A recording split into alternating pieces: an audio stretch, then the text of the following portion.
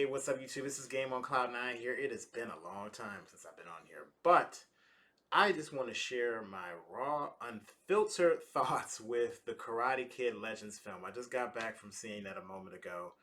And man, like, I've seen all the Cobra Kai, so I know all the Karate Kid stuff for the most part.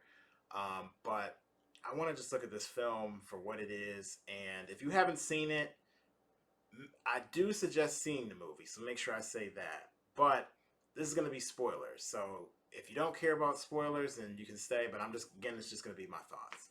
So anyway, so from seeing this movie, before I went, I had the impression that there was going to be a big push of MMA in the movie. So if you don't know what MMA is, mixed martial arts, UFC, that sort of thing, which you see. Well, UFC is like a tournament circuit, but mixed martial arts, where you see different kinds of martial arts and stuff, right? I know that this movie is called Karate Kid Legends, so make sure I lead with that. I already know that they were merging the 2010 Karate Kid and the rest of the Karate Kid kind of together that verse. And if you know about the 2010 Karate Kid, Jackie Chan, you know that instead of doing karate, they were doing kung fu, right? Fine with all of that in the movie, so make sure I lead with that point. I'm fine with the main character, Lee, having kung fu be his foundation. You've seen the trailers; they push this point thoroughly throughout the trailers. That hey, kung fu, he's combining kung fu and karate. But I do think that there were some aspects of this film that were very somewhat misleading with the plot, with some of the plot threads. For example, if you're gonna have MMA like the main antagonist come from a training, school that is called Demolition Mixed Martial Arts, I would expect to see more than just striking martial arts, right? Or even to see more than what appears to be what the Karate Kid verse, portrays as karate. I don't feel like that was really shown that thoroughly throughout the film. There were also moments in the film, for example, I know they took a fair amount of time with the main character's love interest, developing kind of a relationship between the father of his love interest and Lee, right? And he started teaching him how to use kung fu earlier on in the film, right?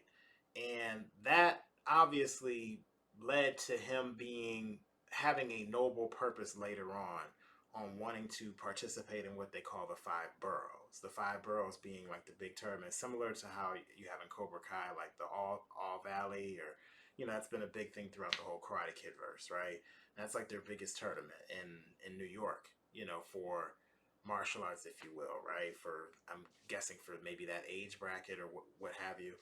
But in any case, the love interest, her family, her and her dad are in danger of losing their pizza shop, obviously because her dad did like a loan, and you guys, if you've seen the film, you know the whole storyline behind that. I don't have a problem with that particular plot thread per se, but there was such a missed opportunity with Lee not learning maybe a little bit from the dad martial arts as well if you're going to have MMA be an aspect of the film.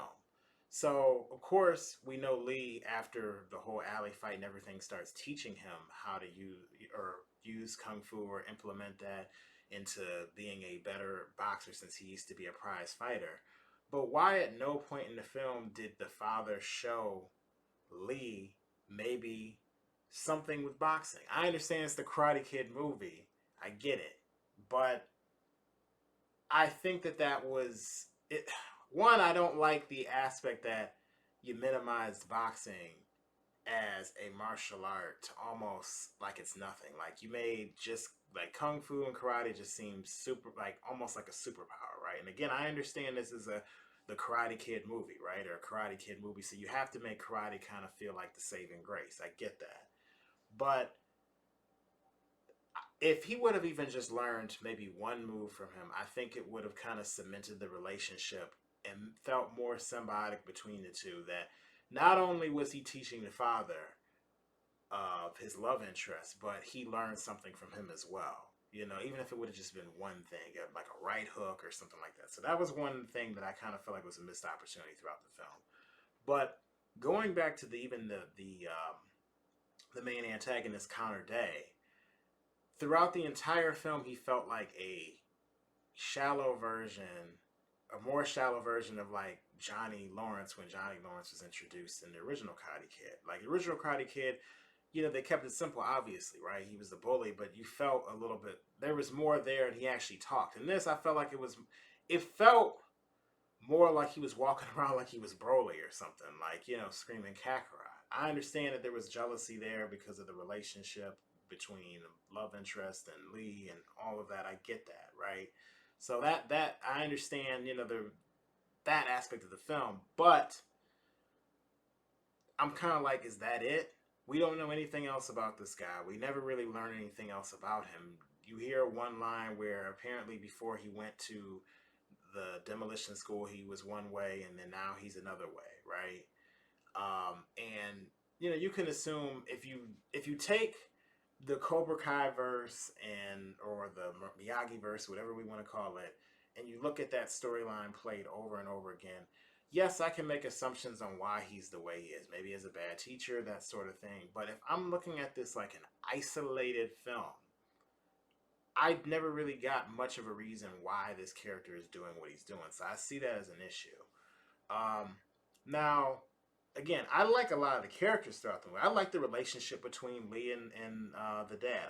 I like that. You know, I think that they spend a lot of, you know, I think the character interactions for the most part were healthy. I even like the backstory that they kind of created for Lee with the tragic death of his brother, right? So I think they did a good aspect to those parts of the film, and I like, you know, some of the martial arts sequences, right? But I don't think that they really the MMA aspect of the film that I feel like was subtly there. You know, they didn't flat out say it, but it was kind of like put there a little bit in a subtle way. Even the whole aspect of, okay, you got the two branches, one tree, like you're taking the aspect of kung fu and karate and kind of combining it together. It almost felt like you were just shoehorning the karate in there at the last minute. And it didn't feel like it was like I didn't understand from Mr. Han's perspective why Lee needed to learn karate. Yes, you might have kind of showed there's a relationship between the two, but why does he need to learn karate? Why doesn't he maybe just need to get better at kung fu? You know, why does he need to learn something? You know, why do you have to go all the way out to, you know, the valley and get this teacher who, mind you, and this is if I'm looking at the whole verse, is extremely famous at this point. You know, if we look at the whole Miyagi verse, right? He's not too long ago participated in, you know, and almost got the top, you know, his students did in the Sekai Taikai. Some of his students who are in Cobra Kai did win the Sekai Taikai, right? So if I want to look at it as the whole verse, then yeah, there's that issue. But even if I want to look at it separately and just as a standalone movie, I'm still don't feel like there was enough there to be fully convinced of Daniel's quick decision to decide, okay, I'm going to go ahead and start training Lee, or why it was even necessary for him to do it. It felt more like Daniel LaRusso was just a cameo in the movie. And even though I enjoyed him being there, he didn't feel. I feel like this story could have been told without him, or maybe even Lee having to learn karate, that you could have done something else. You know, it almost feels like in some way maybe, you know, you could have told that story and maybe spent more time with the father at the shop and he showed him some boxing. Now, of course, that wouldn't have been Karate Kid Legends, right? It wouldn't have felt like, you know, the name would have been like, why do you call it Karate Kid Legends? But I'm just talking from a pure storytelling standpoint. I felt like they didn't, like LaRusso felt somewhat unnecessary, you know, compared to everything else that was taking place in the film. And again, it probably doesn't sound like it. I enjoyed the film, but in any case, I just think that again the antagonist was a little bit shallow. I do hope that we do see more of the character of Lee because I did enjoy the character, and I do enjoy the other characters, but I don't think that they really did as well as they could have with establishing the martial art aspects in the film, with making them actually feel necessary outside of what Lee was already doing. So if he's doing kung fu, I don't see why the karate was necessary as much. I feel like that he could have followed up on what he was already doing. If you wanted to establish more of the MMA aspect, I feel like we should have saw maybe some grappling, saw him have to learn some type of other real skill, or had enunciated that a lot more in the film. And I mean, this is me just doing one watch through, mind you. So maybe I'm wrong about some of this. I'll just throw that out there to you guys. But I don't know. Let me know your guys' thoughts. These are just my quick thoughts from just coming from seeing the movie. Um, I do want to see these characters again. That's like I said, I do want to see them again. But if you're gonna go in that direction with the story, like I can tell the Cobra Kai writers didn't write this particular movie. If you're gonna go this direction with the story, a movie is supposed to be more of like an event, but I feel like it needed to be a little bit longer if they were going to try to shoehorn some of this stuff in, because I feel like they spent a little bit too much time on the relationship between, even between the dad and Lee, which that was necessary to establish something so that he had a noble purpose. But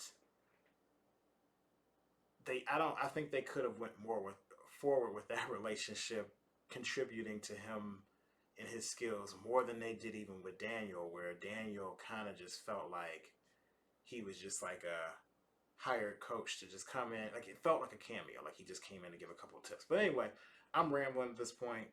Let me know your guys' thoughts in the comments.